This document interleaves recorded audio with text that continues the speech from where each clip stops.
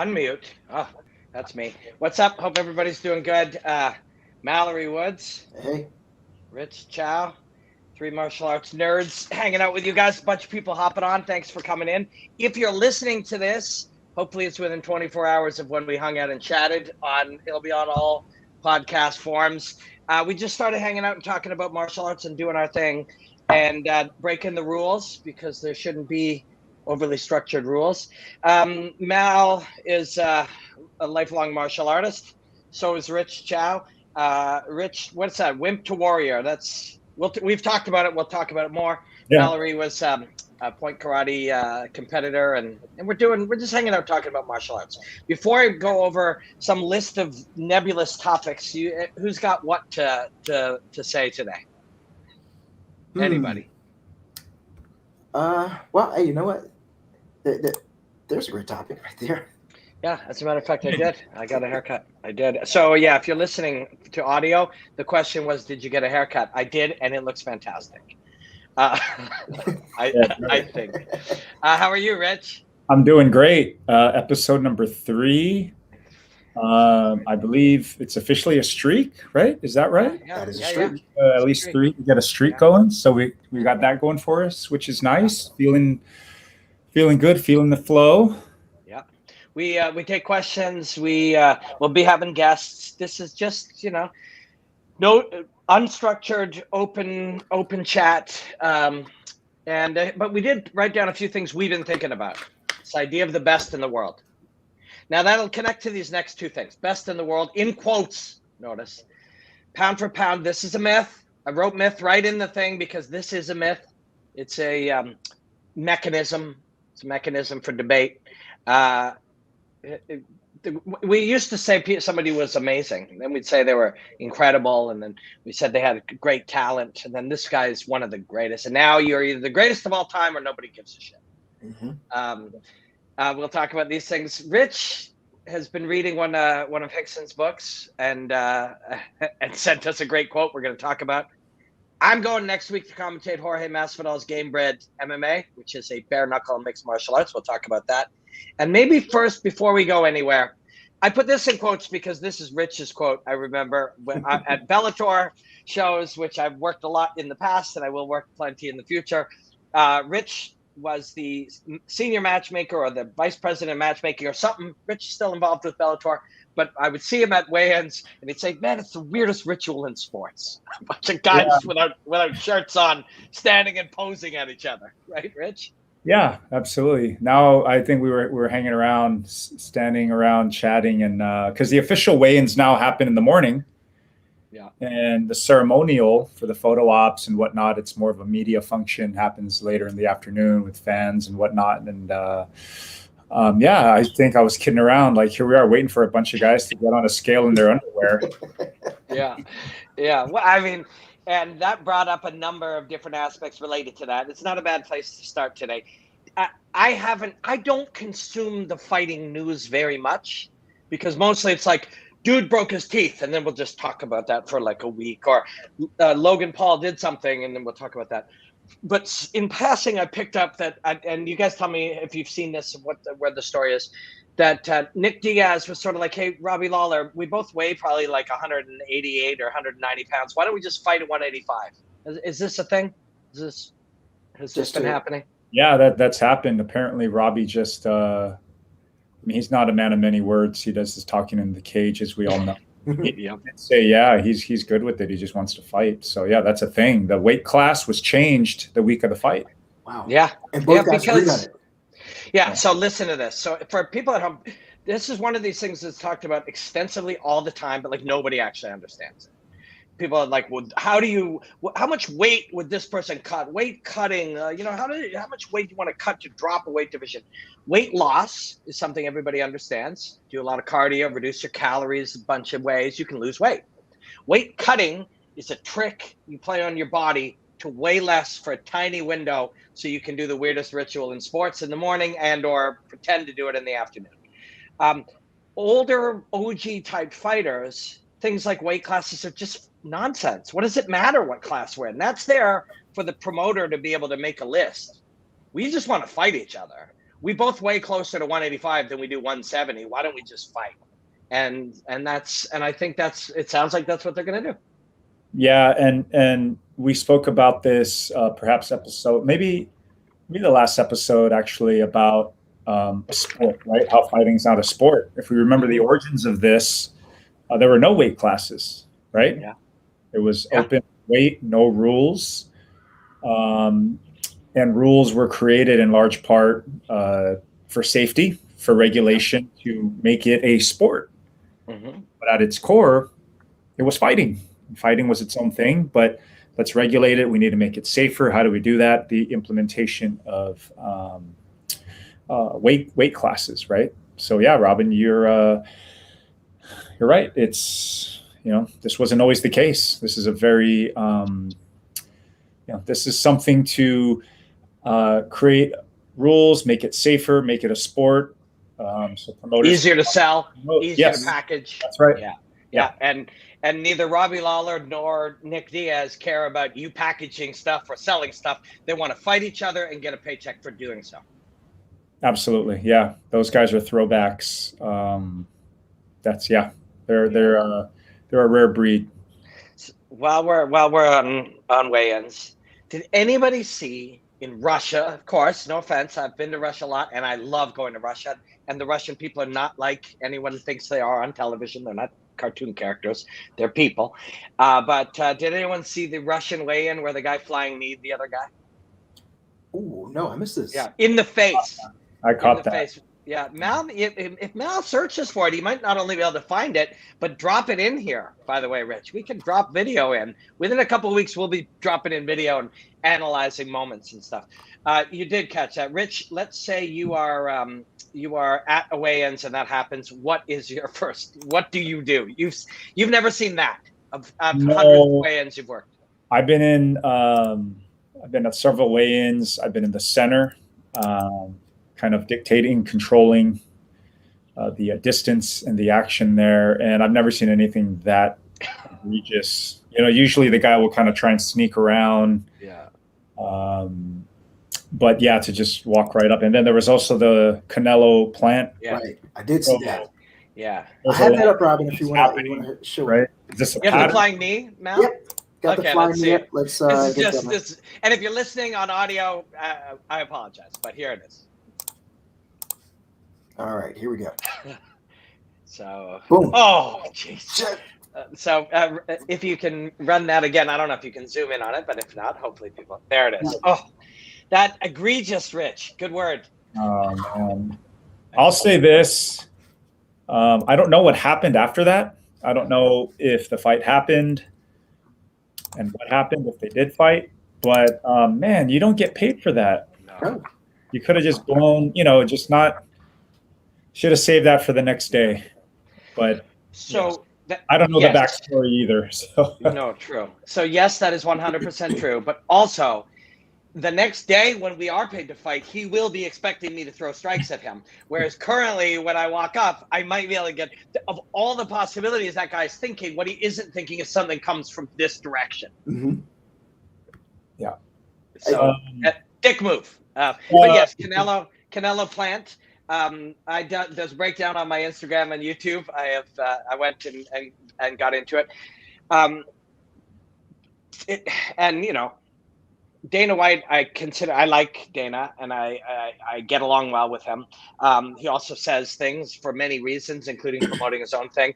And I don't always agree with what he says, because many of them have purposes, which promoters say stuff. But I did notice that he was like, "That's stupid. Where is everybody?"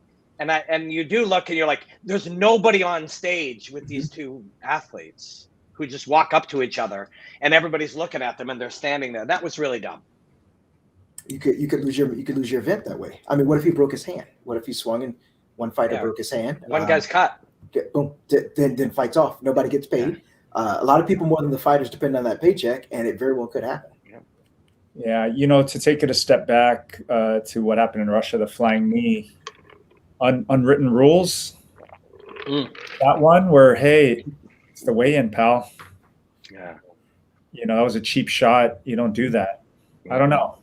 Just So if you're just kind of hanging out with us today and you weren't a week ago, unwritten rules in air quotes was one of our things. What do we kind of sort of agree not to do? And among that is like cost each other our paycheck by doing something stupid or cut each other or whatever. But unwritten rules, you do get the choice to disregard them if you are that type of combatant, and they're unwritten for a reason. You have not signed an agreement for them, but yeah, interesting stuff. We'll play around with some other stuff. I am doing commentating Jorge's Bare Knuckle MMA. We'll talk about that. Oh yeah, Rich, you sent us a quote. So tell us about Hickson's book and what jumped out at you about this. I picked up Hickson's book. It arrived very recently. I jumped right into it immediately. I'm enjoying it tremendously. And let me just pull it up. What I sent you guys, what I found fascinating would be a great topic for us to discuss. And here we are. And, it's Hickson here talking about, coming up in jiu-jitsu and then getting ready to enter into his first Vale Tudo fight. And his quote is, "Today, it is possible to get a jiu-jitsu black belt without knowing self-defense or even getting into a real fight. This was impossible during the 70s and 80s. Yeah. I mean, no, very cool. Yeah. Okay. Man, I'm going to order that immediately. Danny Cook, Danny Crook, thanks, man. This is going to be a blast. I promise. So think about that. It's scary, actually, when you think about it. And scary, not scary like the world's going to end, but scary when some things like this feel important to you. When I got a black belt in Taekwondo in my low teens, I think I weighed 110 pounds, and I could kick grown men in the head and stuff, but I don't know that, I would have considered myself a black belt compared to that line of thinking Hickson's talking about. So we saw that take place in Taekwondo, karate, and many other martial arts in certain areas of it, where 9-year-old kids have black belts, soccer mom who only trains once a week but paid on, and no judgment against soccer moms or little kids or anybody, but people who aren't combat ready can achieve the black belt by taking every test. So this has been a part of the watering down of martial arts as it becomes a business. So it only makes sense that to some degree, this will be part of jiu-jitsu's path. Yes. When I put it in the context of, where they were at the time of growing jiu-jitsu, they were there they had to prove it was effective. You're right. It was really to promote, this was, I think, a really good way to prove its effectiveness. I mean, when you look back at what the early UFCs were and the choice to put Hoist in there, it was almost like this infomercial for Gracie Jiu-Jitsu, right? Mm-hmm. How, he wasn't even the best in the family, but he was the right one to go out there and show you how effective this art was. And I think, there's something to be said about Hickson saying that, about how they were getting Gracie Jiu-Jitsu going, even in Brazil at that time, and how they had to prove its effectiveness. So, look, I'm sure it was also rooted in we believe in what we're doing. And this is, I believe it wasn't just a business move. I mean, their fighting spirit in that family, even to this day, it's the family business, right? It's fighting. But I do think it was kind of both things coming together to achieve this goal of getting their art global, which obviously has happened. They've done successfully. This can bring up a really interesting point. I commentate for Karate Combat, and you guys probably saw this. Mal, you'll have some thoughts on this. And I think we touched on it in our first podcast.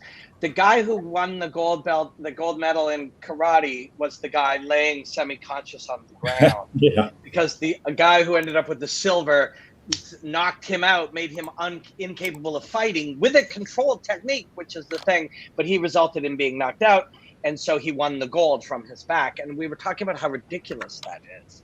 And it takes you to a very interesting place, right? Jiu-jitsu, when you remove punching, becomes a little artificial, like Aikido, which was once a real martial art with some real application. To this day, it has some real application. Once it becomes just the Aikido nonsense, it becomes silly, even though there's some actual root to it. But that's an inevitability if we don't want you to get hurt. And I think the perfect example, because we can say point karate, Mal, you did point karate. We can say it's somewhat silly because we're not hurting each other. So before I go to my example, Mal, what's your thoughts on this part of it? So one of the things that people do, they talk about that, and like it allows you to definitely get in a flow state of sparring. And there is heavy hitting. When you're dealing with speed and you have limbs, technically controlled limbs flying around, people are going to get hit. They're going to get knocked out. The gloves are at best 4 ounces, at the absolute best. But people do get knocked out. But it also allows you to be able to Ninja Turtles Cup. It allows you to you can spar every weekend. You can fight Friday, Saturday, Sunday, and still go to work Monday, and hone those techniques that when you need to add power, you can. Yeah. So there was a kid I commentated in karate combat and analyzed, and literally he was doing exactly what you do in point karate, only with full contact, which is the perfect example. And he won that fight.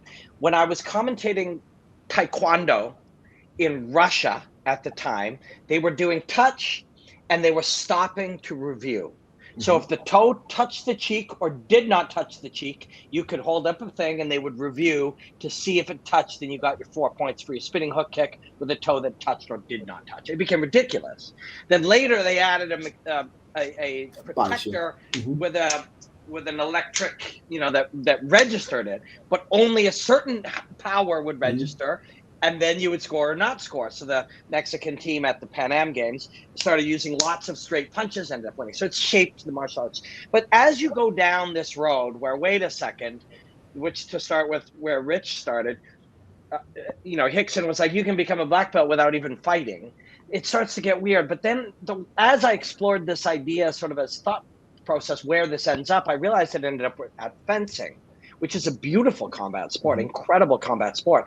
But we fence to train to be fencers so we don't have to stab each other. Right? Because you can't train sword fighting very well. So we have to develop a way to do it. And that's where I was like, well, fencing makes sense because we can't stab each other or we won't even be able to train it. And at some point, that is true of fighting. We can only train so much until Mal gives me brain damage and I can't do it anymore. Do you know what I'm getting at? I have a question that kind of goes in that, or rather, here's a topic, and it may spurt off into its own topic, but I've seen this more with some jiu-jitsu schools. I've seen and I've talked to some instructors of Taekwondo schools or other martial arts schools that this has happened to. So this is a guy on the street type of story. The guy on the street comes in and says, hey, you're not teaching real deal, and I'm going to challenge you on, you're there teaching 9 and 10-year-olds. But I've definitely seen it in jiu-jitsu schools where a guy comes in and just boom. And I was thinking, like, this has got to be set up. I'm like, no, this actually happens. The internet's full of bodybuilders getting choked out by purple belts. Exactly. I mean, that's their first lesson. It's free, isn't it? So, they wake up and what happened. I'll pass this over to you, Rich, with a thought, and that is one of the greatest aspects of jiu-jitsu compared to all of these other examples, sword fighting, is we can do it at full capacity and still go back the next day. Whereas we can't do that with boxing, and we certainly can't do that with sword fighting. Yeah, absolutely. And I think that's one of the layers of the beauty of this art. Like you said, you can do it every day. You're not limited in that regard. But man, what a it's just one of those old school takes, because obviously Hickson's given black belts to people that haven't fought, right? Yeah. But it's just one of those old school rituals that we look back on, and back then it was different. It was more hardcore. It was, they were the pioneers. They had to prove that this thing worked, show the world it worked, and maybe in some ways prove it to themselves as well, right? They were studying was the real deal. And if that were the rule and the tradition today. I mean, I don't think you'd have as many black belts. You know, there's so many, not just in jiu-jitsu, but in every art of people that forget fighting. Some don't even compete, which is fine. I'm not criticizing anybody. It's just when you earn it, Frozen? you earn Oh, sorry. different category. You know, there's different ways to earn a black belt. But if the standard today would be whatever art you're in, the final step is a fight. Martial arts would look a lot different, huh? Yeah, there'd be a lot less black belts in the world too. So, Rich, I'm thinking of a particular type of martial arts fighter, professional fighter. Okay. And it's a prototype, and one of them comes to mind, and you signed him. So I'll ask you how much time you spent with him, because I know. So there's this particular prototype of professional fighter. They love training. They love developing. They love pushing themselves. They love the process, and they don't necessarily love cage fighting on television. Mm-hmm. But they do it because, one, that allows them to live the lifestyle, and two, the guy I'm about to give you that I'm going to ask you about told me this specifically. I also fight because I need to prove that there is worth and truth in what I'm training. So Mandel Nallo, most people won't necessarily know this guy's name. Some will. He's a Bellator fighter. At least that's the last place I've seen him fighting. I haven't spoken to him. But he's somebody where I was in the gym with him and Fun Size Zach and a bunch of, and Eamon Zahabi, and they have this little crew of killers over at TriStar, and they're all the same, they're somewhat similar. They're like, we are martial artists, we love to live this lifestyle, and we must fight, one, because it lets us be martial artists, and two, because we have to know what we're doing is real and it works. Yes. Oh man, Mandel, what a character. Yeah, he's awesome. Chatting with him, and I'm not surprised he has that approach. Just to give you guys a little background information, you know, his nickname is Rat Garbage. Yeah. Look at that. He's an interesting dude who has been around, you know, Rory McDonald, George St. Pierre, as you mentioned, TriStar 5. He's been around some really amazing guys, and you know, but his own individual, and has kind of created, this is his path. This is what he's chosen. He's like, I'm not like all you other guys in the gym. This is my journey, my path.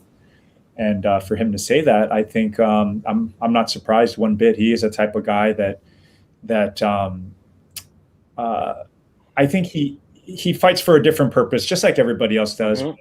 You know, some guys are fighting to make as much money as they can. Some guys are fighting to be a world champion. Some guys are fighting to find out who they are. Some guys are fighting to find certain truths, and you know, they all kind of intersect in some ways. Mm-hmm. But yeah. Is what I'm doing and what I've dedicated my life to, is this the real deal? Yeah, I know. What a beautiful thing that is. Yeah.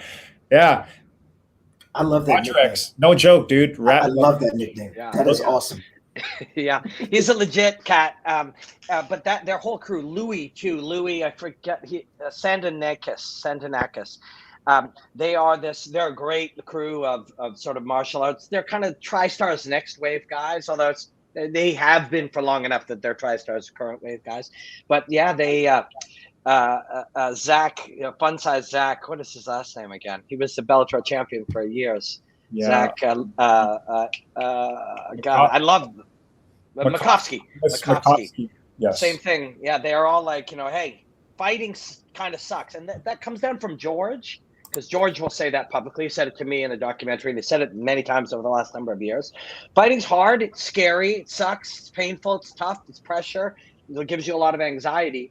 But if you're a martial artist, it is part of the path, or a particular line of path. Some become teachers and searching for wisdom, and there's many things in martial arts. But in the young martial artist path, often fighting has to be a part of it. And yeah, it's a beautiful part. It's a terrifying part.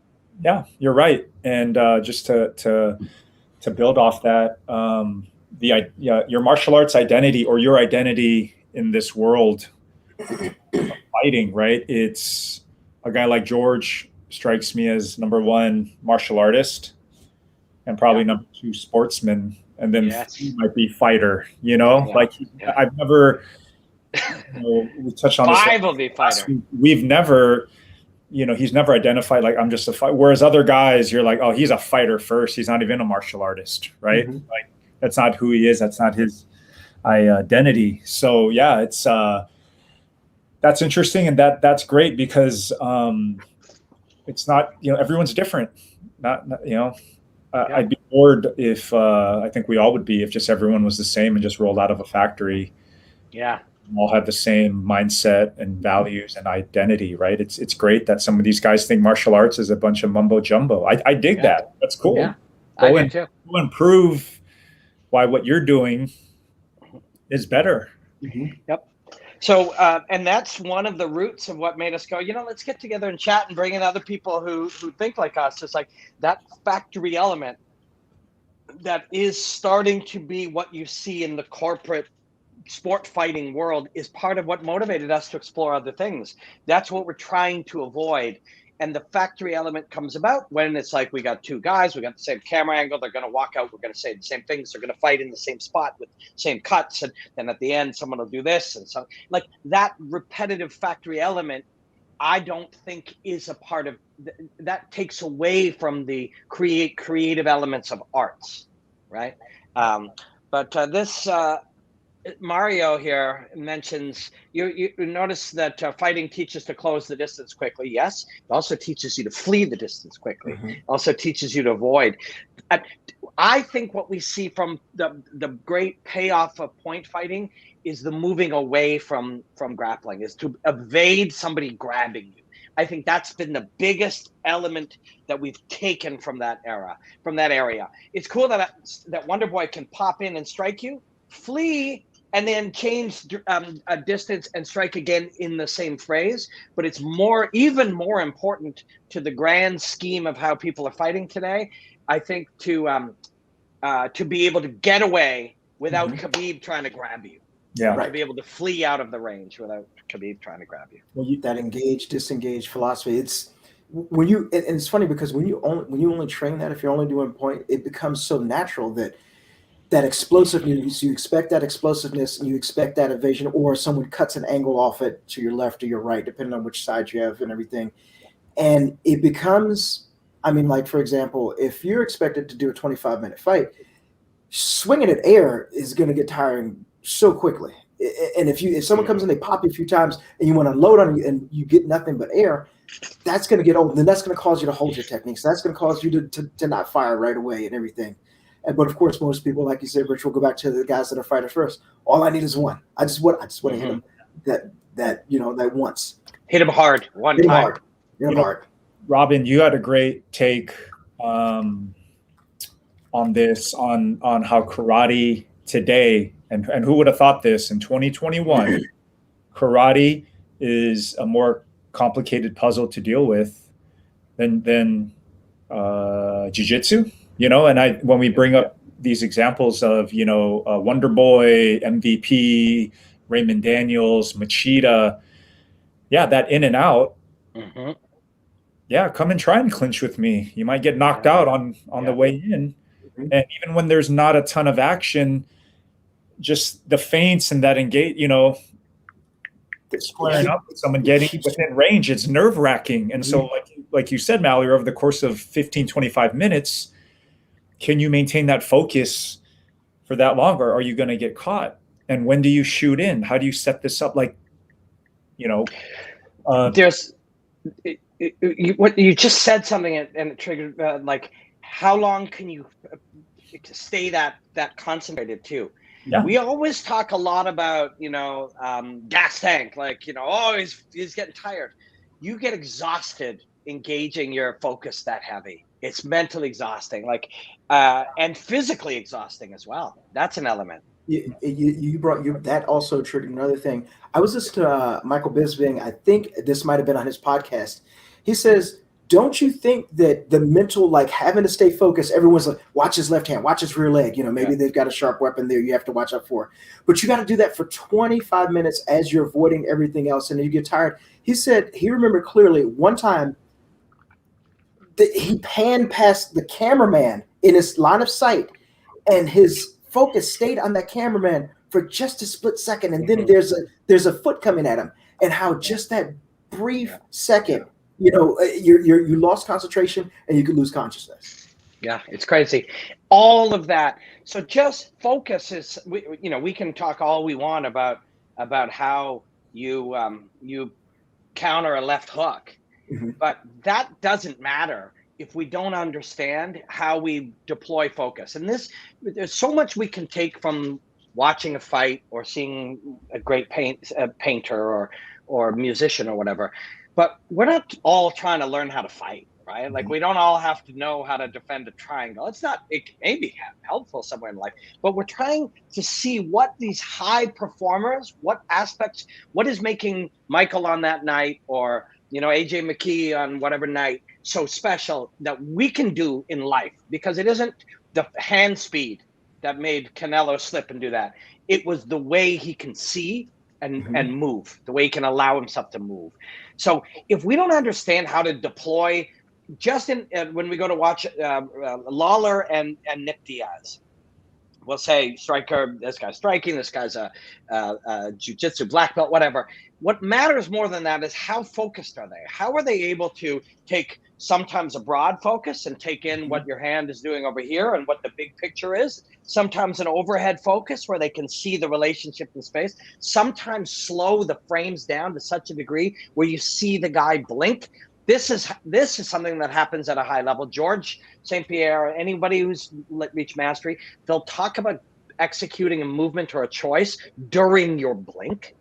They'll talk about, in jiu-jitsu, this happens a lot. I'm sure, Rich, this is something that crosses your mind a lot. At brown belt level, sometimes you're aware of it, sometimes you're not. But you're doing things on people's exhale, right? Mm-hmm. You'll make a movement towards their exhalation. That is a blurring and sharpening of focus, to be capable of making a choice of how you're going to tighten a body triangle around me in such a way that when my breath comes out.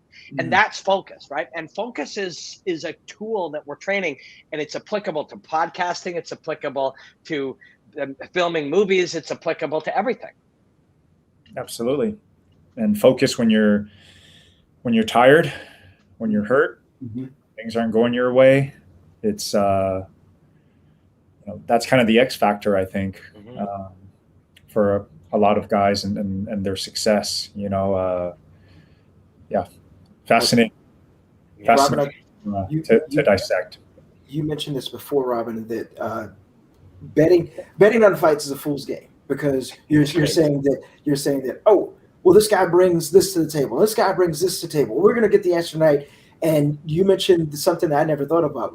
Okay, what happened during training? What happens if this guy got a call right before the fight went on that something happened to his best friend? Or, can you perform on an emotional level? I think one of the things that I remember seeing, Brett Favre lost his dad the Sunday before a Monday night game. And all of his teammates would understand perfectly, hey, you want to go home and be with your family? It's your dad, and he chose to play. And he goes out and has a ridiculous game. He's throwing the ball everywhere. He got a bunch of touchdowns. And the camera's on him the entire time. We want to see how he's going to react. And there will be times he's breaking down on the sidelines. The guy just lost his dad. But then he goes out on the field and he just plays out of his mind and comes back and sits down. And guys are giving him space. And where he brings it back to what has just been lost. Crazy. What happened before the fight that we don't know about that will affect the fight? So I'm going to tell a quick story. Mark Hominick fought Jose Aldo for the UFC featherweight title here in Skydome in Toronto. I think it was 160,000 people or something. It was were a there. ridiculous number. Yeah, it was crazy. And so the man in his corner, his name was Sean Tompkins. Did you ever meet Sean, Rich? Sean Yes. Tompkins? Yes. Sean was a friend, and most anybody who met Sean loved Sean, because he was a one-of-one, really fascinating character. Came down from Boston. But to Mark Hominick, Sean was his coach, his mentor, the best man at his wedding, and a father and a brother. Like, this is the relationship this guy had, far beyond martial arts in life. And he passed away. and he died. I actually saw him. I saved it for many years, the text that he had sent me that night, because I was commentating with Mark Bocek. It was a text about how good I looked and how bad Mark Bocek looked. But that was just Sean's sense of humor. Mark looked great. It was just how Sean was. So he died the next day. And they were on, Mark was golfing at a big golf tournament when his friend called him and said that, and I don't think I'm stepping out of turn. I believe Mark has told this story outside of just telling me as a friend. And his friend called and said, Sean died. And Mark, and of course this is different than fighting, you know, or playing football but Mark went about, he was surrounded by press because it was a press golf tournament. And that day he went and he golfed. And he didn't say anything, and he golfed. And I asked him about it, and he said, I don't know, somehow I compartmentalized it. I was gonna deal with that after I got away from all this press. I couldn't break down. I didn't know what to say. I didn't want them all freaking out. I found out, and he just compartmentalized it. Now that happened because of many reasons, but because of how mentally focused he was through fighting and all of these things. But you telling me that story reminded me of that. All day long, the closest person outside of your mother or your closest family member died, and you just set that thing aside and stored it for later. And that some might think that sounds cold, or that Brett Favre played football and think it sounds cold, but it's not cold. It's a weird type of ability to control or release or focus your own thinking. Yeah. Freaky, you know. Yeah, it's very freaky. I mean, sometimes we can put, like you said, compartmentalize, put things in there to sort out later, and you know, God bless if you can, because being able to withhold an emotional reaction like that is tough in itself. Yeah, for sure. Let's go to a few other. Oh yeah, this was one. So we were chatting about things, you know. For people hanging with us, we have tried not to talk as much in between podcasts, because when we would chat about these things, they were fun and stimulated our own thoughts. So we'd be like, let's talk about that on the podcast. And one of them was, you know, and this is something that comes up a lot. And I'm not trying to be rude here, but this is how and people like to call people casuals or noobs or whatever. This is how you know your friend is a casual. When you bring up AJ McKee, or you bring up Demetrius Johnson in Singapore, and they say, well, bro, you know, until they fight someone in the UFC, we don't know how good they are. UFC is the best of the best. That's when you know your friend is a casual, because that's simply a logo. Rich, what were your thoughts on this? Yeah, couldn't agree with you more. Look, obviously it's a promotional tool. But in reality, I think it's more of a relevant conversation for gyms. You know, the promotion isn't training the fighter, the gyms are. So why couldn't that, you know, somebody, you know, be the best that's not in the UFC necessarily, you know, or Bellator or PFL for that matter? You know, it's to me, I always look at where's this guy from and where is he training? Who is he training with? And that means more to me than what organization is he's with. And there's been times when there has been crossover. We've seen it play out. And you would think that by now people would remember, for example, the Strikeforce era, when all these guys left Strikeforce and went on to become UFC champions.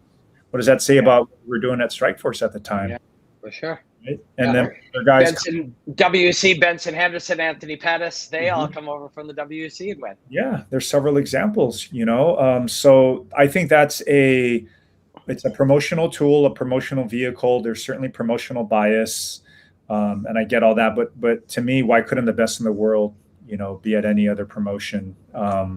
We've seen it play out as such. And again, I think it's more. I think it's more of a debate on where's the best gym in the world and who are these guys training with? What gym, what coach is producing the best guys? To me, that's more relevant than what organization has the best guys. I'll give two examples that completely illustrate your point.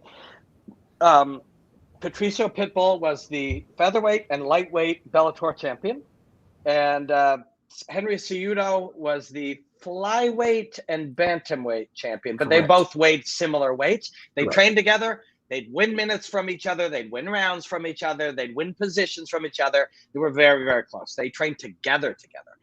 Kayla Harrison trains with why am I forgetting the UFC champion's name? Not to be disrespectful. Featherweight and lightweight champion of the UFC. Male or female? Female. Female. You said flyweight? Yeah, she's at ATT with Amanda. Yeah, Amanda. Yeah. I don't know why I couldn't think of Amanda's name for a moment, but just fatigue. But yeah, they win rounds off each other. They win minutes off each other. They win exchanges off each other all the time. Why would, but again, like, this is nobody's fault. A lot of the information we get how we get it. And the way we get information about fighting is through a corporate television program that sells their type of fighting. That's what we're going to believe, right? So it's nobody's fault. But of course, the best, and these days you can. So let's say you're a young genius of martial arts, and the UFC says, why don't you? And this is one of many routes. Come on, Dana White's Contender Series. We'll give you $5,000. If you win, you'll sign a contract. We'll give you $10,000. Or PFL can say, hey, if you win this, you'll win $1 million. You're 20 years old. You think you can beat them all? You go choose that. That in no way represents your ability. It represents your business choice, which is entirely separate than your ability. Yeah, absolutely. So to look at it from a different angle, and this example I'm going to use was solved a different way. Most people don't remember that football was separated into different conferences, and basketball was separated into different, and baseball. And the way they solved that was they say, we're going to merge onto one giant tent where you have the NFL. But I mean, that was their solution, because you had guys like Dr. J in the ABA where they could do things, and it was different. Most people probably don't remember that you could dunk in the ABA, and you couldn't even so much as pass the ball behind your back for the NBA. The NBA didn't think it was, but people loved all that flair, and they said, we're going to bring everything together, we're going to combine everybody, and now we got one thing in there. But also, to go back to your best in the world, we do that with our sports championship team, the world champions, NFL. Well, we don't have NFL everywhere else. It's not across the board. When we say, well, basketball, we are the best in the world. What happened a few Olympics ago with the United States? We didn't win. Yeah. So therefore, we are not the best in the world. Hey, that's wild. It's Olympic losing. So what does that say? So, and the argument would be because you got a bunch of talented individuals playing less well as a team was, I believe, at least the narrative. This is an interesting question, and it's meant as a theoretical question, but it's, hey man, theoretical questions are right up our alley. What if the best fighter in the world is not currently competing professionally at all? Well, it's a great theoretical question. The initial answer would be, then we don't know that they are the greatest. Right. However, there is undoubtedly a 16-year-old on planet Earth right now who will be better than almost every single fighter that is currently the champion. There's a 16-year-old that at 26 will be better than every fighter in the world right now. Rich, agree? Yeah, absolutely. Theoreticals are always tricky. Yeah. Look, I have several examples of guys that have crossed over, and this is not theoretical, and had success and have not. I think I've seen enough and paid attention to enough guys that have made these moves, because I've been involved with them, to say that the best guy in the world can be anywhere. Yep. So while we're on this topic of, now we go to the idea. So I will preface this by saying, I believe that even a belt, the title of champion, divisions, rankings, weight classes, and any type of categorization like this, to me, are almost entirely fabricated mechanisms used to sell things or create debate, which helps sell things. So that's my sort of overall agnostic view of it. But once we get to who's pound for pound the greatest, is it Brock Lesnar or is it Demetrius Johnson, if say they're fighting at the same time? I mean, how do you even do this? Is this even worth exploring in reality? I think it's the same as, hey, with the 1965 Lakers beat the 1990 Lakers. I mean, you're comparing two different things all the time, because it's just an opinion piece. Where you look at Demetrius, who lost one fight in the UFC and then went to one. I think it was, well, he lost more than one. He had lost but in his one division, or he two lost in to Dominic past. Cruz. Yeah. But it's really hard to compare strength of opponent and someone. Like if someone gets really up there and you want to start a great argument, a bar argument is that someone will say, well, this guy beat 10 people in a row. And then someone goes and says, well, look at the records of this opponent that he, then you start to get into thing that's fuzzy like MMA math. Well, this guy beat this guy, so this guy could beat this guy. Well, that's never true. Yeah. No. So it's a good argument to have a good discussion in a bar, but it will lead to an argument, I think. Yeah, I agree. Fun, fantasy, this goes hand in hand with goats and whatnot. And I know we'll get into that later, but pound for pound, I mean, in this case, yes. In this case, we're talking about skill, right? What we're saying is this person's skill set is the greatest. I mean, is that what we're saying here with pound for pound? How do you interpret pound for pound? I'm looking at everyone from flyweight to heavyweight, and I'm evaluating their skills. And I think the most skilled guy in this entire weight range is the number one pound for pound guy in the world. Is that what we're saying? Yeah. First, we got to decide what we're actually saying. Right. What are we saying? Right? Are you comparing everybody? Are you comparing all the champions, or not necessarily because there are people on the list that are not champions, that they in that group that they could? This person would defeat everyone in that list, and I don't think you can say that. So this is where I get into my bonkers thinking, but I feel like often this idea that we can create debate, right? We can create debate about a mask or about CNN or about fighting or about weight classes or whatever. We create a pound for pound list. We say who's the greatest of all time. We get people debating on Twitter. If you let yourself get tangled into that, maybe you can say it's fun, and to some degree maybe it is fun. But if the amount of time you might spend on that, which somebody is trying to stimulate the masses to behave in a particular way, which helps sell a pay-per-view or a pair of running shoes or whatever, and once you realize that's the game, you stop wanting to play the game. Right? I don't want to just take the action that a corporation wants us to take randomly as masses of people for the purposes of selling me shoes or pay-per-views. I don't know about everybody else, but at some point it feels like red and blue pills. Like if it isn't real, if pound for pound isn't real, if we don't even know what it really is, and we're going to spend time in our life debating it because we've been tricked into thinking that that's a good use of our time, I feel a little weird about that. I start feeling strange. Yeah. I mean, let's you brought up Mighty Mouse earlier, Mallory, right? Mm-hmm. So Mighty Mouse, pound for pound, is a better fighter than Francis Ngannou. So is that what we're saying? Exactly. But if Francis was that size, how would he move different? Of course he would, but then he wouldn't be Francis. Like it just doesn't work, right? If Mighty Mouse was 260. He'd be a totally different fighter. Right. I think that's what we're dissecting here, right? Is you're a smaller, faster guy without as much power. You're going to need to fight a certain way. And when you're Francis Ngannou and you have the most powerful punch in the game, I mean, it's a different fight.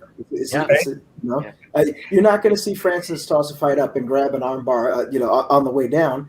But you see that's one of the things that I think that just to tear that towards the flyweights for a second, I don't think they were appreciated in the UFC at one time for what they could do. You had two guys that were just lightning quick, and they moved at a different pace than everyone. But yet on the scale, the eyeballs usually go to the heavier fighter, and it's always been that way. Heavyweight match for boxing. My simple observation, my dumbing it down even for my own, what's happening here? Often would find that I actually don't enjoy the heavyweights quite as much, although there is the one bucket over here, which is speed or flow or any of these things is reduced. What we all get is, holy shit, those guys are big, and when they hit each other, they fall down. And that's always compelling. But what you give up for that is you give up this sort of speed and movement. However, so somebody else, we might go, wow, look how incredible, 135-pound fighter flows. It's harder to track that with your eyes if you don't watch fighting all the time. Right. It's just a lot of stuff, right? Whereas if you do, that's a benefit. Where if you don't, that's a detriment. It's too fast. You don't really see it. It doesn't make as much sense. Whereas when Roy Nelson punches Frank Mir, I can see very clearly what's happening here. Right. To support the theory, for those of you out there who believe that smaller guys are better, they're more skilled. There's a trainer, I won't name him, but actually it's a team that they've trained a couple of some of the greatest heavyweights, and they've told me before, it is easier for us. This guy will be heavyweight champion. It is easier to become heavyweight champion than it is at a lighter weight. Now there's also another factor there being there are also way less people. Yeah. Right. Yeah. Smaller pool. Right. Smaller pool. Yeah. But two knockouts and two exciting knockouts, and you're fighting for a title often. Yeah. Yeah. So, I have heard this from experts, masters of their craft and in the field that have said, hey, this is good. This is great. We got another heavyweight and he's going to be champ, when he's 8-0, just because the other guys, it's just easier. There's less guys to go through and they're not as good. Yeah. So if we can't agree what pound for pound is, I promise we're going to have George St. Pierre pop on and hang out with us. And I thought about trying to get him today, but it'll be, it'll make more sense when we've add a couple other platforms, Black Belt magazines, YouTube, and a bunch of other places where we are to bring George. But George will be the first to tell you, people like, you're the greatest of all time. And it's like, man, there's no such thing as that. That's not a real thing. He's like, the greatest. Someone can beat Khabib. And that guy can be beaten by somebody else. And that's true forever. I mean, and on a certain night, somebody pointed this. I was going to say it when Mal mentioned that loss of Demetrius, that Brad Pickett defeated Demetrius Johnson. Brad Pickett, I've commentated a bunch of his fights. I love Brad Pickett.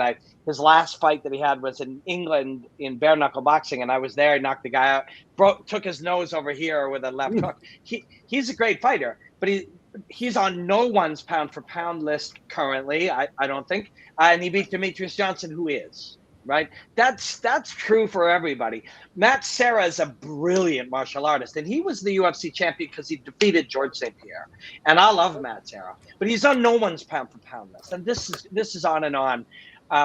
And I saw somebody, Khabib was kind of given side eye to somebody really good, and that person was like, hey, if Khabib kept fighting, he'd lose eventually too. And that is true. That is true. This is the dumbest of the lot for me, right, of the conversations.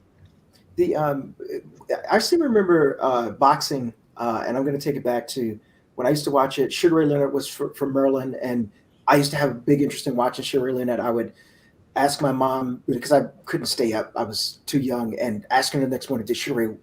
Did he win? This, that, and the other. But in boxing that era, it seemed like if you had one loss, you were considered to be washed up.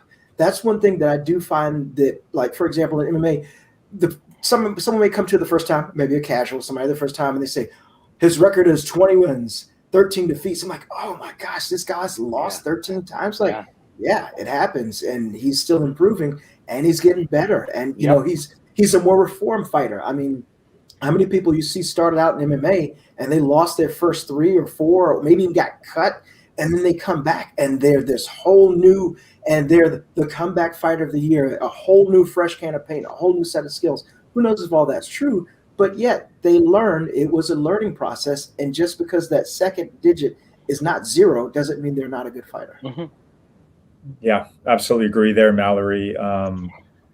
Yeah, you're right. In boxing, their culture, I remember being around boxing guys. A prospect gets to 20-0 and then loses. It's like they're worthless.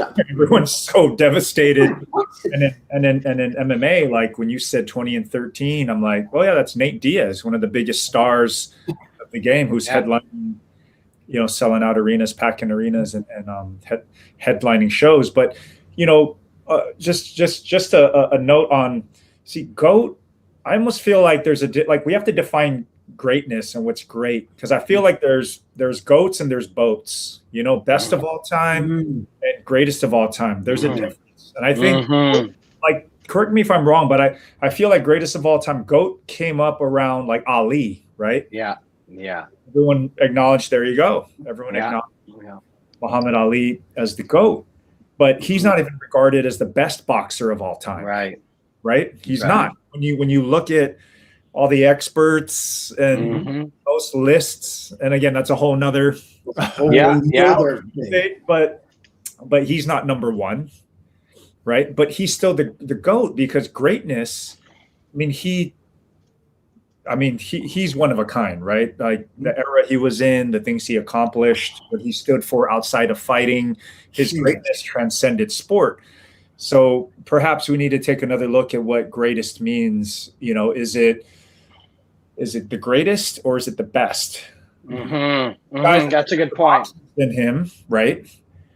Yeah. But he's the GOAT because he's the greatest. A whole nother level. He transcended sport. He was a global icon. And on the MMA side, we have guys that who's the most, right now, the guy who's generated the most revenue and the most popular fighter ever is Conor McGregor. Yep. When you look at the top 10 pay-per-views of all time, he's got 7 of them or something like that. Easily. So if we're talking, is greatness measured by popularity and revenue? Is it measured, because I don't know. I'm just I'm just feeling like we need to define. Yeah. Greatness. Right. Impossible to debate something if we don't even know what we're debating. Right. Okay. Because Ali's not the best boxer of all time by all accounts. How do you know that? He's the greatest, right? So who's the greatest MMA fighter and who's the best MMA fighter? Yeah. I don't know. Yeah. That's Chuck Liddell would be in the 5 biggest MMA fighters, but I saw him getting knocked out by Rich Franklin and Rashad Evans, and neither one of Rich might be, but so I'm going to just sidetrack this for a second. We were talking about sort of experts list and how we think. We don't know. We can't debate a pound for pound or a greatest because we don't even know what we're debating, and we go a step further even. Like, well, we have to decide, like, even what is expertise? Like, when we toss something to the crowd and say, hey, who's better, Canelo or Mayweather? This is a very unpopular statement. It shouldn't be. But the ability to assess high-level tech skill is in and of itself a high-level skill. Doesn't mean people shouldn't have an opinion on how good Mayweather or Canelo is, but if you're being truthful about it, the average person's opinion of Mayweather or Canelo is not the same as a 25-year boxing coach's opinion. And this doesn't matter for the world. We should be able to debate anything, but it matters for us understanding the world around us, understanding what we actually are really knowledgeable in or not knowledgeable in. Yeah. Who's making these calls? Who are the experts? and I'm gonna make a Wimp to Warrior reference here. You know what I do and now and the company that I work for. If you guys may remember, I've always offered our training to media members because most of them don't train. A lot of the guys that are telling you, and this is no knock on them. This is just, it's for the most part, it's fact. Right. It's a fact that most of these guys do not train. They're passionate and they're great at writing. They're passionate about the sport, at writing. But if someone's telling me, or talking, whatever their role is, correct. But if you're telling me this is the next guy or this fight's gonna, go this way or that way, but you have no knowledge of the game and skills and can break down skill sets, like tell me how you get out of side control, how do you get out of mount? They have no idea, but you're telling me that this guy's the best guy in the world. Like at some point it matters that this has to be a criteria as part of your expertise, right? I'm not saying it never will be. It never will be, sadly. Right. And I've seen you debate guys, Robin, on this. Is like, I know, correct me if I'm wrong, but if you know nothing about, if you've never trained a day in your life and you don't know anything about martial arts or training or technique, it's very difficult for you to respect someone's take. Yeah. Well, this is a weird one. And this is a nice one to be able to remove from just martial arts. This is true of science. This is true of politics. This is true of, most things. Currently, if you were a journalist for the New York Times, a political journalist for the New York Times, you will now rebrand yourself as the New York Times political analyst, right? Yeah. And there's a lot MMA journalists, 20-year MMA journalists, they'll now say, I'm an MMA analyst, but they don't actually know martial arts. Analyst isn't a role, right? Analyst is, we see it. You're on CNN, you're the CNN political analyst, that's your role. But that role exists for someone who is actually an expert in the thing.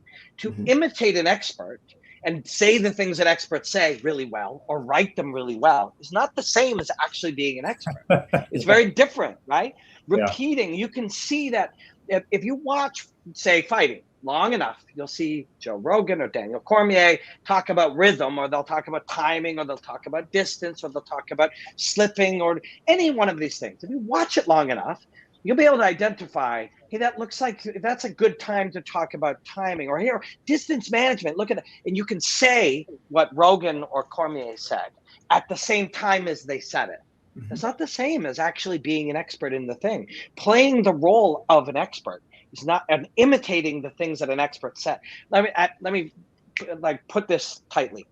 You cannot be an expert by simply reading or watching experts. Cannot be. We think we are. We all do believe that, most of my friends, not most, 60% of my friends currently think they are experts in infectious diseases. right? Like Facebook is full. Hundreds of thousands of people have expertise in infectious diseases because they saw experts on TV, and they may have consumed hours of their expertise on TV, and now they think they are experts. And it's the same thing. If you don't know how to do martial arts, you cannot truly be a martial arts. You are not a martial arts expert. You can be a talking or writing expert who have picked up ways to talk and or write, but if you don't do it, you don't know how to do it. You're not actually it. I have a question for you. Do you think this was why some people kind of had a mini revolt when Stephen A. Smith was brought in to do a little bit of commentating? Yes. So I will credit Stephen A. Smith as to what a guy like him, he understands. He's a hack. And I don't mean hack in the way that we say this. It's like he's a hack as in a journalist. People hack systems.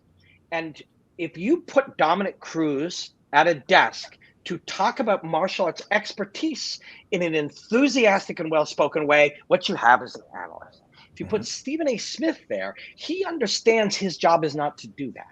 His job is to create debate, conflict, controversy, and he'll play his thing and he'll do it well. And when we get mad at Stephen A. Smith, he's doing his job. And I think he will, if you took all the cameras off and the three of us were hanging out with him in a sports bar somewhere, I think there will be times where he'd be talking to us like he was an expert. But I do think that deep down he understands that his expertise is at creating conflict, controversy, and debate. What do you guys think? Yeah, absolutely. I think you really have to understand, and this is where I put on my promotional hat. Yeah. And it's you have to see the big picture with a move like that. And we went through it in the early days when we were on network television with CBS with a guy like Gus Johnson. Oh, yes. Because what these figures do, Gus, Stephen A., they lend credibility to our sport in a way from the mainstream perspective, because these guys are calling and on the sidelines of the biggest sporting events, stick and ball mainstream sports here in America, right? I mean, I'm talking, big football games, basketball games, baseball games. And when these guys come into our world, it kind of lends that credibility that this is a big time sporting event. So where they lack in expertise, what they lack in expertise, I think they make up for as far as, what they bring with their presence, to give our sport credibility that we stand in that pantheon with these other these other sports. So I think where it goes wrong is when they double down on, when they disregard their strength, right? Kind of double down on their knowledge. That's when it's like you start getting called out and people start getting but upset. the good ones, good as in at their lane, like Stephen A. Smith, he understands the way I can build this up even bigger is double down on my shit. Just like, so you're not playing the same game if you are debating with Stephen A. Smith. If I went in and I was dumb enough to be, and I hope I'm not, but I have done this 3 times in the last 3 years, where just something, you're tired, you're hungry, you're exhausted, who knows what it is, and you get drawn into it. But if I did that with him, it'd be my mistake, because this is what he wants. He wants to double down and go, bro, I've been in this game for a long time. I think I know what Cowboy Cerrone was doing. And he's going to do his job, which is build up the sizzle, the clicks, the likes, the engagement. And I'm going to do mine, which is try to like get across the truth of the martial artistry, and the two of us are going to clash. I'm going to get stressed out and he's going to succeed at his thing. So it doesn't make any sense, right? Eventually you have to realize that he will win. If he keeps doubling down, he'll keep winning, right? Random thought. Just a random thought. Does anybody remember the commentary team for UFC 1? Jim Brown. Yeah. Jeff I think you're right on that. Yes. Bill Superfoot Wallace. Yes, right. Kathy Long. Yeah. Jim Brown, I remember yelling, "What happened?" when there was an armbar. What was that? That's cool. Like, how cool is that? Like, I mean, obviously Jim Brown was an expert in athletics and famous, so that's why he was there. But how cool would it be if something happened that Cormier or Cruz or any one of us that do those kinds of jobs, a moral, that we didn't even know what it was? Like, how cool would that be? Like, what has to happen? Right. Where you're just like, oh my God, like, I don't even know what happened. That's a very, very cool thing. Bill Wallace was a great kickboxer. Fantastic kickboxer. Yeah. Nice. We got to get Bill. Mal, do you know anyone that knows Bill Jeff Smith knows Bill Wallace. I can work the connection angle from there. We got to get them off the golf course and off their motorcycles and sit them down to bring them on. We'll pull out some of his footage and we'll ask him questions about the details of his footage. That would be super fun. Yeah. But yeah, expertise is a weird thing, and it's not a popular topic to ever.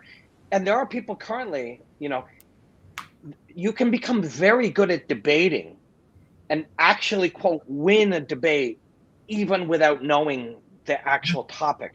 And if you develop that skill rather than the skill of expertise, you will trap yourself in not knowing. Like, you will trap yourself. Knowing is to realize, to know anything, to learn anything is to begin with realizing how empty our cup is, and how much we could learn if we realized how little we know. Well, guys, first of all, those guys that are great at arguing and debate, those are attorneys, right? But how did this whole, how did our conversation manifest itself is, it's the era of the hot take. It's the era of I know everything because we have technology and just Google it. Right? Yeah. You got burnt on all that. Like, right, that's how we ended up here. That's how you're right. We're exhausted by all this. And we just wanted to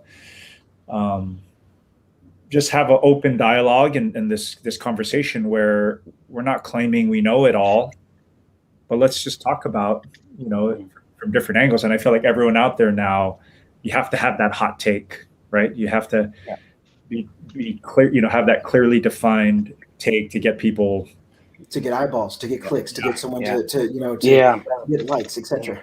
There's one that now, let's say, I literally, and I use this, I brought this up, this was real. So on Twitter, I went and I said something about how I don't know anything about cars. I don't know anything about engines.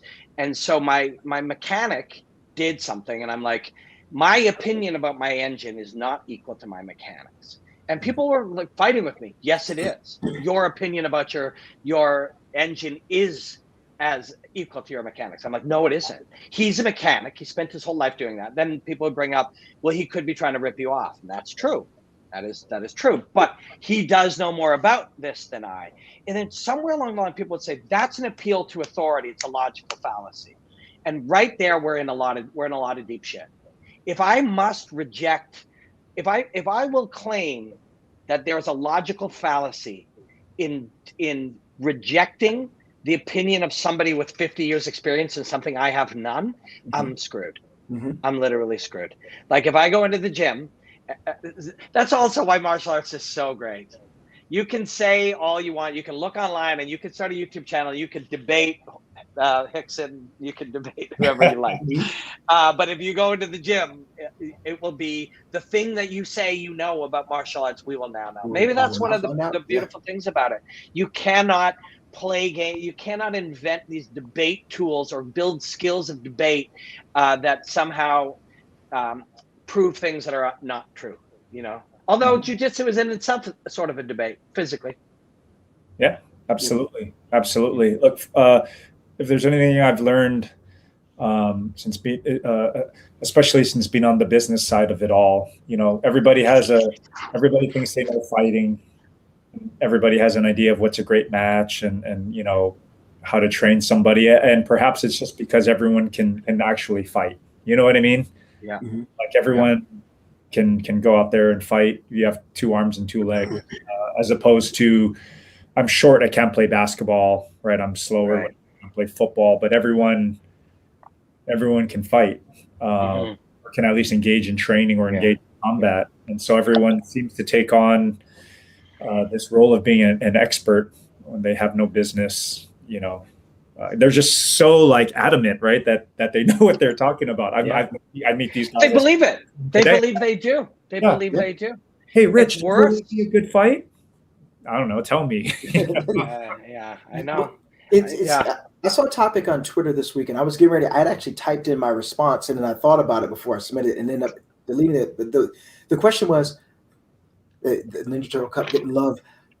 How long do you think you would actually last in the ring with an MMA fighter? And it was like, you know, most people were saying, oh, you know, 30 seconds, or it depends on how much getting paid and everything. But then I was like, that's kind of insulting to guys that train, and this is their lifestyle. So I don't think I'm qualified to even answer that, even if I'm joking. I mean, the truth is, if you have never fought anybody, the answer is, you know, 20 seconds or less, right? You know, whoever you are, assuming it's a fairly similar weight class, right?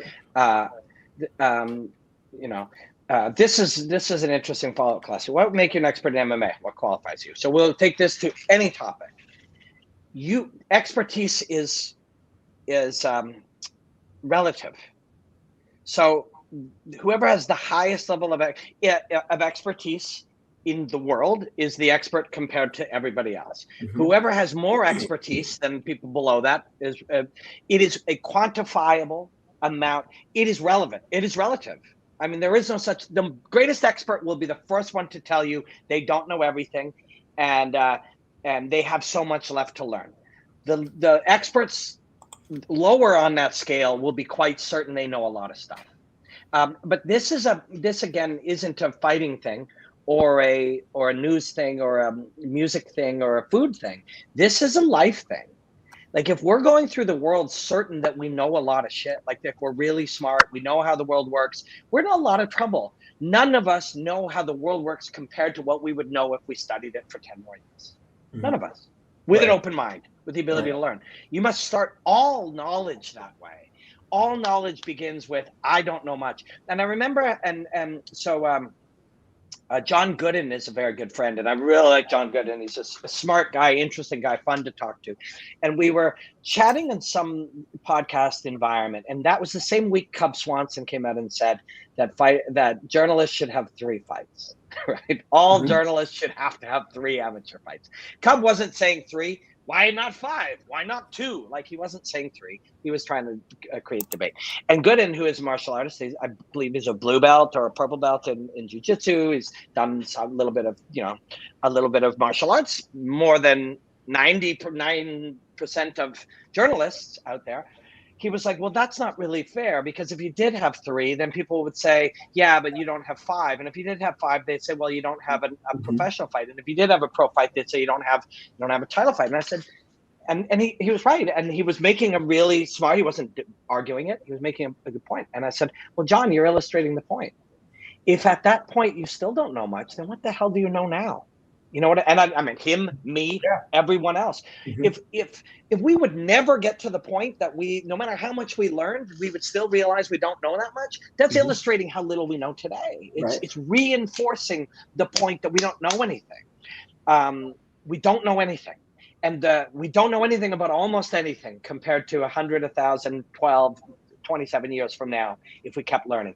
But if we keep trapping ourselves in this position where we're sure that we know a lot about the world around us, we are trapping ourselves, and we are not going to be able to progress, and we're not going to be able to evolve, learn.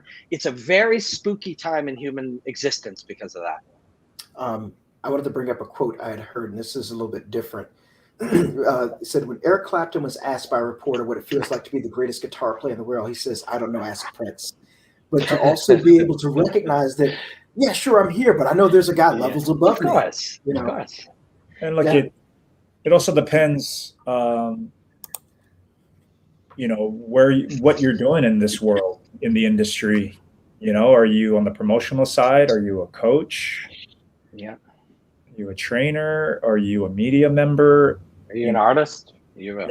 Well, what makes you an expert? I think it really depends on what you're doing. It's we in the martial arts world, there are black belts, right? That's kind of like the gauge for reaching a certain level of knowledge, right? We all know this; it goes on forever, but you've reached a kind of a standard where you can be considered. Like, would you consider a black belt in any martial art an expert in that art? Mm-hmm. I think you would if you were. They would be an expert to you if you were a white belt. Right. Yeah. And I think that's a big part of it. It's also why we can bluff our way to being. If we are well spoken or good writers, we could bluff our way to being an expert in a lot of things, because all we have to do is know more than the people we're talking to and be really well spoken at doing it.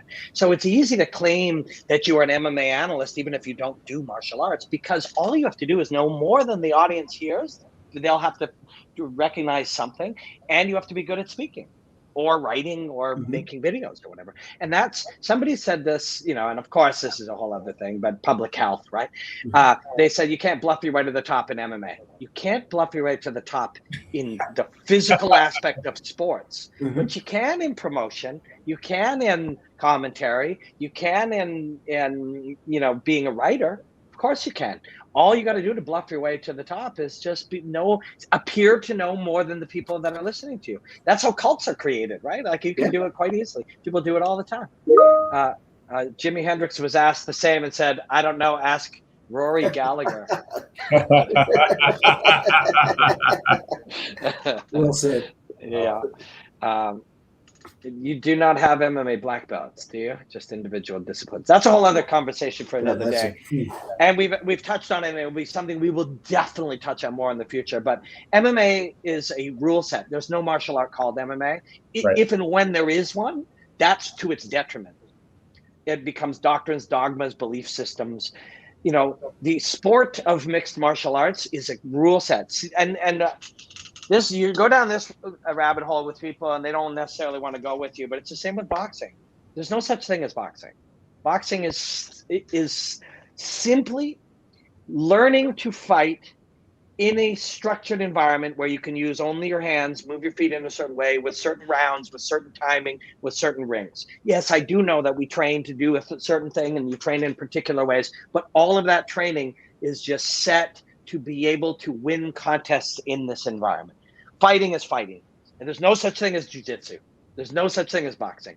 There's no such thing as MMA. It's just fighting in particular rule sets and environments. Do you guys think I'm crazy?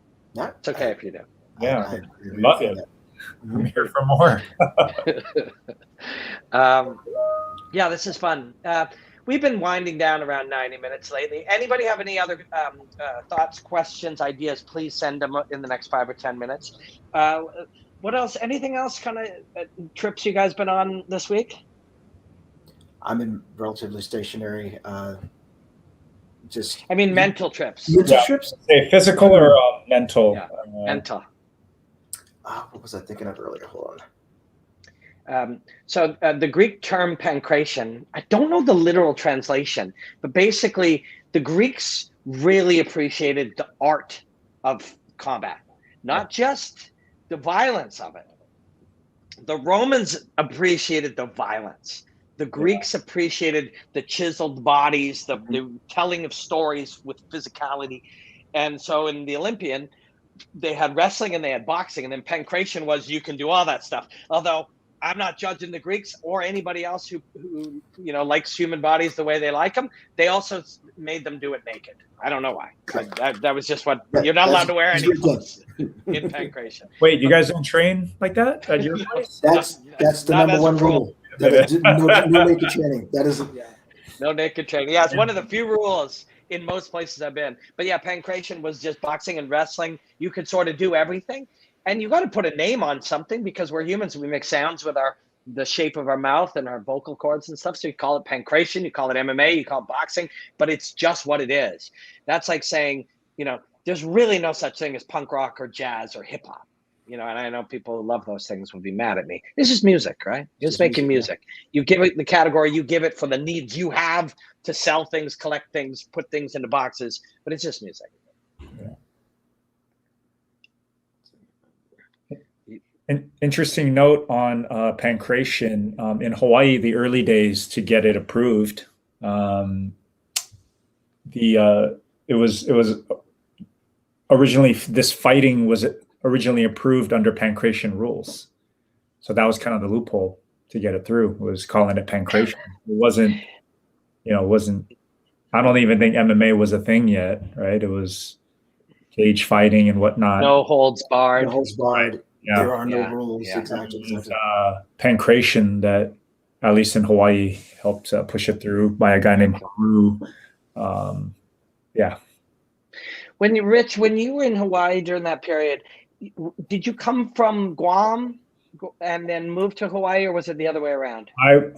From Guam, I went to Southern California. I went to college in Malibu. And that's kind of where my jiu-jitsu journey started in some ways. Going back to the Hickson book, Hickson lived in the area and had an academy in Pacific Palisades. And that's kind of where my attraction to jiu-jitsu, and he was my first jiu-jitsu hero. That's kind of where it all started. So that's like late 90s or so. Mm-hmm. Yeah. God, I want to ask a follow-up question.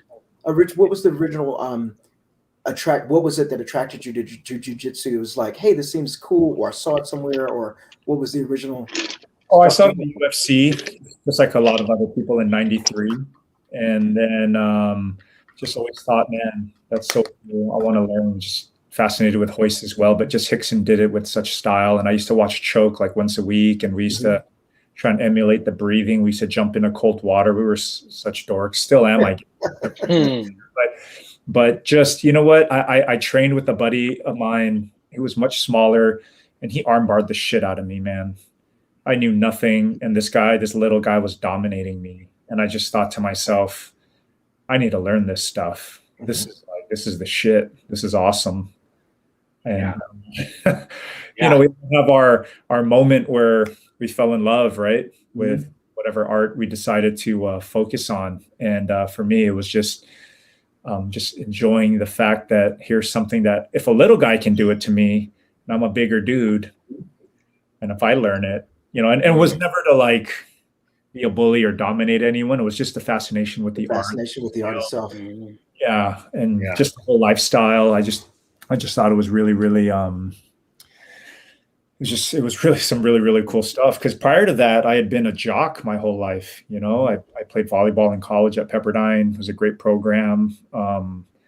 Played basketball, like all these traditional stick and ball sports. And then I discovered martial arts later in my life, 18. Did you surf too around that time? That was part of the same culture, right? Yeah, picked up surfing shortly after. And it's just amazing how those two, like you said, it's the same culture, they flow, and just the expression and creativity that you can do in both of those, having your own identity and style, things we constantly talk about here. I guess at the end of the day, I'm really attracted to those things, and that's why I love surfing and training and martial arts so much for that. Yeah, this connects now to what we were talking about too, kind of the beginning. So, and it connects to what we've been talking about for a few weeks. This idea of old is new again. This idea of, this sort of this corporate stagnation or commercial stagnation that's kind of happening. Partly bare knuckle. So I'm commentating Jorge's show October 1st. I think it's on the BKFC app, but it's probably in other places as well. Jorge Masvidal wanted to start his own MMA promotion, and he's like, we ain't wearing gloves. I was training bare knuckle yesterday with wraps with one of my coaches, Evan Boris, and I was doing it to kind of put myself into kind of the mindset, knowing that this is where my focus will be when I'm commentating those fights. I want to be able to commentate on the little details and some aspects that people might not think about. And you find that there are times not subconsciously that you're holding back when you throw punches without gloves. And of course, when you go to punch with your forearm engaged, the harder and more committed the punch, it creates the engagement in your body and it stabilizes the weapon. If you hold back ever so slightly, it actually causes a little fragility and you'll do more damage to yourself. So through committing, you'll do better. And these aspects, these little psychological aspects are interesting, but they're not new. People are like, oh, I love this bare knuckle stuff. This was the beginning. This was, why would we wear gloves? It's no holds barred. Why on earth would we be wearing gloves? What you did one of those before at Jorge's promotions, right? Yes, I did his first show. Did you find that there were a lot of guys in the back that were like, "Oh man, I broke my hand," or I'm wondering what the fallout would have been. So I commentate about it's got to be 3-4 years now, 8 or 9 a year, just bare knuckle boxing out of England. And so sometimes I'm there at the O2 Arena in London where they have it. And man, the hands are worse than the faces, almost always. Yeah.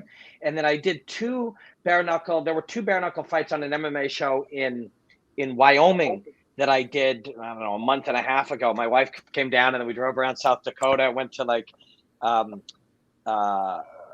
that town, that western town they made a series on. Tombstone. Deadwood. Yeah, and it was great.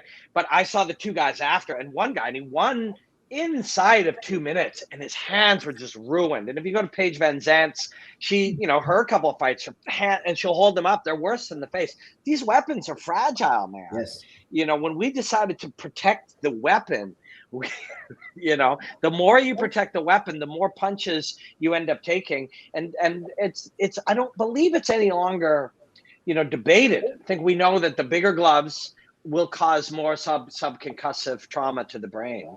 And the smaller gloves, you hit less. These are fragile. You got to be much more precise with your picking your shots. Yeah, absolutely. When you look at a 12-round fight and you look at the stats at the end and how many shots a guy ate, and sometimes, it's crazy. Whereas, Robin, like you said, you kind of pick and choose in bare knuckle. And, a promotional note, the promoter in me sees bare knuckle and says, I get why you're doing this, because you almost have to go the route of creating a new sport, right? Old is new, bringing back time, because when I think bare knuckle back in the day, I think of like, when they used to come out like this, like Marcus of Queensberry rules or whatever it was, right? I chose to a fight under these. You gotta have the handlebar mustache. Yeah, and the handlebar mustache, right? And so I see these guys, and I'm like, all right, old is new. Yes, we talk about that a lot, but also I need to do something different. We also talk about identity a lot, because what am I going to do? I'm going to come in and I'm going to compete with the UFC, Bellator, PFL, and one. Yeah. Or do I create one thing, right? As far as my brand and identity. And I understand why people are going that route more, because it's kind of easier to create a name for yourself, as opposed to trying to jump in this fray of high level MMA with, that's backed by big investors and corporations. And yeah, you might as well go this route. I understand that from a promotional standpoint.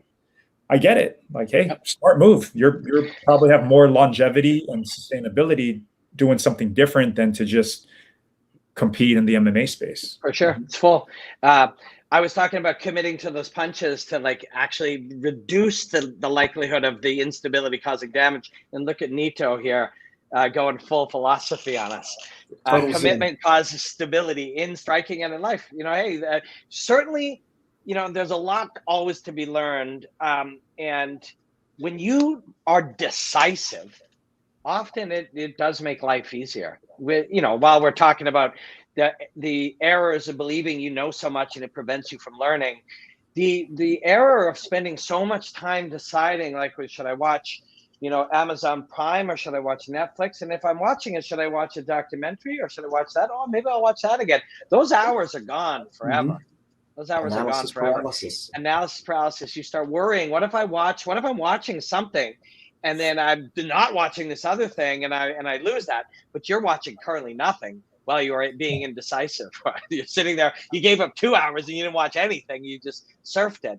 And that decisiveness is very, very, very powerful in a world of indecisiveness. Just like the truth is very powerful in a world where everybody's fronting and posturing and speaking in code, you know? But what do we got here? You guys are great. Oh, thanks, man. So yeah, I don't know. This was a really fun one. Really fun. I think next week is maybe time for us to get a guest. What do you guys think? I'm all for that. Time? Yeah, I think it's time. All right. I think it's time. I think I should ask Boss. Don't you? Ooh, Boss would be great. Ask Boss. Oh man. Yeah. Either Boss or George. I'm gonna ask. I'll ask George first because it's George St. Pierre. I'll ask George first if he'll come, or maybe both. Maybe both guys will come and hang for 15 or 20 minutes. Yeah. Yeah, that'd be something. We got to step our game up, boys. Yeah, we got to step our game next level now. Yeah. If you listen to this on audio, because we might not get this one up on audio. All this stuff takes time, and if we have anything worth exploring, it's because we're busy doing interesting things, and that's life. But if we do get this up on audio and you did listen, please hit us up on Twitter and tell us, you know, what worked and didn't work without the video. And we'll expand this more. The whole point was to hang out and let it happen. A lot of you guys have been on since week 1, which is really cool, super cool. But yes, I'll ask George St. Pierre if he wants to pop on with us next week. If he's too busy, then we'll ask Boss. Boss, sorry, you're not second choice. I just randomly chose George first. Maybe we should choose Boss first, now that I've said that. I don't know. Analysis paralysis.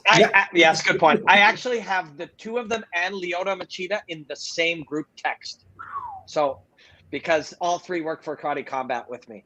So I will text George St. Pierre, Boss Rudin, and Lyoto Machida all simultaneously and say, which one of you guys wants to come on my podcast? That's a win either way. Mallory and Rich. You know? Yeah, it's a win no matter what. It's a win no matter what. That's great.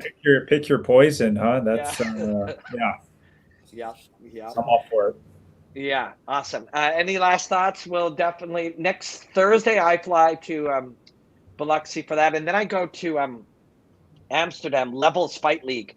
Oh, so I don't know. I think I'm allowed to say this. Levels Fight League. This is LFL 3, which is so. Rich, you're talking about in the promotion part of MMA. You know where there actually is just not much happening in MMA. And I'll tell you, not you, but our viewers, why this is a good thing, is mainland Europe. There's fight shows in Ireland and in England, but there isn't much in mainland Europe. And the reason that it's actually, although we all compete with the same places on the internet, the reason this is a powerful thing is because there's all these fighters on mainland Europe that want to fight, right? So I'm pretty sure I'm allowed to say this, but Mertel Gronhart and Jason Wilness, both of them are like the highest level of kickboxers. Wilness will be fighting a second MMA fight, and Mertel is first. And Mertel's a genius, absolute genius of kickboxing. But anyways, let's try to get together next Wednesday before I jump on a plane. What's up with Wimp to Warrior, Rich? What are you working on? Man, we are doing a lot of stuff behind the scenes, working on a big rebrand, working on setting things up really to just come out of the gate strong in 2022. So it's quiet at the moment operationally here in North America, my territory, but we are doing a lot behind the scenes to really, really come out and make a big impact early next year. So as we move forward with this project, I will certainly keep you guys posted. But again, just for those who are tuning in for the first time or need a refresher on what Wimp to Warrior is, we are bringing martial arts training to the masses, and we are presenting it in a way that's really friendly for the average person, because that's who we're targeting. We're not looking for the next big fighter. We are challenging people that are looking for something in their lives to kind of get them out of a rut, give them some confidence. To me, it's just as much mental as it is physical, learning this amazing that we all love called martial arts, but we all also understand the power of what it can do for you mentally and spiritually. So, that's what we're trying to achieve here. Bring it to the masses, get everybody training, because I do believe if more people trained, the world would be a better place. So no doubt. Mal, are you able to be moving your body and punching and kicking these weeks? Yes, sir. I've actually got I plan to go up to my instructor school, which is that's going to be on Sunday. Actually, was contacted by an old black belt friend of mine. He's got some up and coming kids. I've been training them on Friday, which has been great. We've been reviewing some film and footage. It's always great when they're like, "You fought Raymond Daniels?" Like, yeah, I fought Raymond Daniels. It's great, I said, I lived to survive and everything. But it's also great because these kids are hungry. They want to learn more and everything. So that's been fun to do on Fridays, and on Sundays I'll go up and get some training myself. It starts to me. It starts the week off right. It's really weird that you can go and punch and kick. And then for me, it sets me up to write code for the rest of the week. And I feel like I'm thinking a whole lot more clearer. Yeah, those two things work really well. Tywin Claxton talks a lot about that, MMA fighter. Now, have you ever, just for fun, been like, yeah, I fought Raymond Daniels. Do you see the thing where he spun around and punched the guy? That was me. It's every once in a while someone will say, did I actually see that of you? Like, yeah, we're fighting for a Rolex over here in Virginia. And I live to tell the tale. I didn't become a Glory highlight or a Bellator highlight or anything else like that, which is very fortunate. But what a great guy to train with. Fun, great dude. Hang out with. What t-shirts? I got the greatest of all time for me. Yeah. Rich, you got Wimp to Warrior. Yeah. Company. Yeah. Yep. I got the greatest of all time. Is that Roxanne? That's Roxanne Modafferi. She is so cool, man. Yeah. Roxy. Yeah.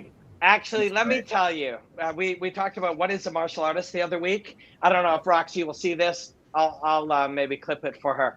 But Roxanne Modafferi is a martial artist, man. Mm-hmm.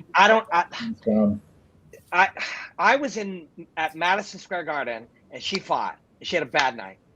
And I remember seeing people on the internet going, who is this chick fighting Madison Square? She got tuned by this girl. And I'm looking at these and sitting, and it was on Twitter. And I know we don't all get it, and we're all off on our own trips. And I'm looking at it, I'm going, how on earth are these people missing the whole point? How are they missing the whole point? Roxanne, I started commentating her fights in like 2012, bits and pieces from Japan. She was a regular person, as we all are regular people. Mm-hmm. And she trained martial arts. She learned slowly. It was hard work. She lost a lot of fights in Japan. And she worked and worked. I'm going to pull it up. She worked and she worked and she worked, Roxanne, and got better slowly, man. And this is no disrespect. It's a compliment. And one day, there she is, fight is in Madison Square Garden. And I'm like, if you can't see the beauty of this regular comic book nerd who picks up and goes to Japan and slowly does everything that has to be done until one day she achieves fighting in Madison Square Garden, and you're mocking that, you're missing the boat. Like, you're missing the point of life.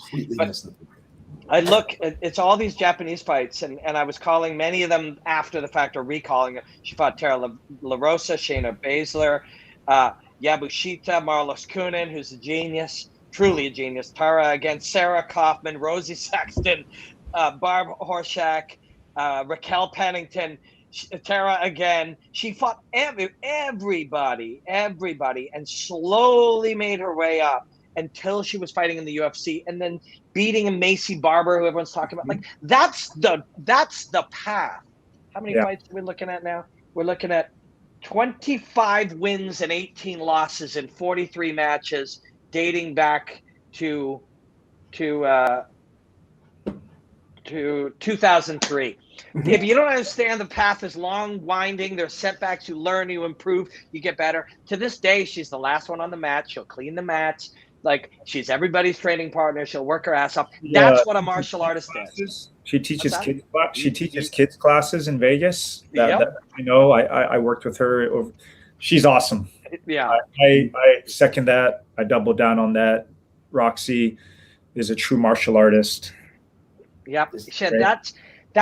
These are the examples when we're sitting there kind of, judging the guy who how Poirier did against Khabib from our couch. The people to watch are the regular humans who, through trial and error and setback and failure and self-improvement and loss and slowly build the life the hard way. How many did we say? 43? Yeah, 43. 43 professional fights all over the world. And one day she's fighting in Madison Square Garden, and people, and again, I'm not judging them. We all have different reasons for thinking and seeing the world the way we see it. But you're sitting there going, oh man, that girl sucks. It's like you're missing, if you can't see this, you're missing some of the real trick to having a good life. Watching Roxy navigate the hardest sport in the world from white belt to Madison Square Garden is all with a smile on the face. That's how you live life. That's how you're supposed to live. That's what we're supposed to see that as a lesson of how to, not a thing to mock, 100%. Absolutely 100%. Yeah. Absolutely. Yeah. So thanks for asking. But I'm sure you can get your Roxanne Modafferi shirt somewhere on her website or Instagram or something. But she's the best, man. She's the best. Any last words? I think we're the big tease is to see where we go next week. So that lead off. Yes, I will get us it'll be a group text to Leona, George, and Boss, and whichever one jumps up first, that's who we'll have. I love it. Thank you guys for tuning in. Thank you, Black Belt. Yep. Oh, somebody said, how can you watch this on YouTube? Currently on YouTube, it's on my YouTube channel, Black Belt Facebook, and Sport Martial Arts Facebook, and a bunch of other places. Mal, you're going to follow up and see to get so we can feed it to Black Belt Magazine's YouTube? Yes, we're still working on getting that plugged in. Hopefully by next week, we'll have all that working. But we do it over our Sport Martial Arts at our YouTube page, our Facebook page, our Twitch page, which I'm actually surprised we have one, Oh, cool. But yes, follow Black Belt Magazine on Facebook. There's hundreds of thousands of people there. Follow and like them too. That's what made us start to go, hey man, like when we were kids, we were like, we could have a podcast on if I said to Rich and Mallory, one day we'll have a podcast on Black Belt Magazine YouTube, they'd be like, what's YouTube? What's a podcast? I will tell you something really cool that you made me think about what happened last week. I got a call on Sunday from my dad, and my dad said, hey, I caught your show. And I said, which one's about? This is the one where you guys were talking about. Is MMA a sport? And I hadn't told him. I forgot to tell him that this. So eventually my dad will wander around to this. If not live, he'll get to it between here and there. So hi, Dad. Love you. This is always great. The reason why I started martial arts is because of him. But it's when my dad calls me, and I didn't say to him, prompted, I watched every minute of the show. Loved it. Is your dad's name Mallory as well? Same. That's where I get my name from. Well, Mallory Sr., nice to meet you, sir. And everybody else, thanks for hanging. And we will see you next Wednesday. Please like, share, whatever. And I'll share the audio links if people want to listen to it again. And we'll be back. Let's all grow this thing. Just a bunch of martial arts nerds. Indeed. Enjoy the hostilities. Thanks, boys.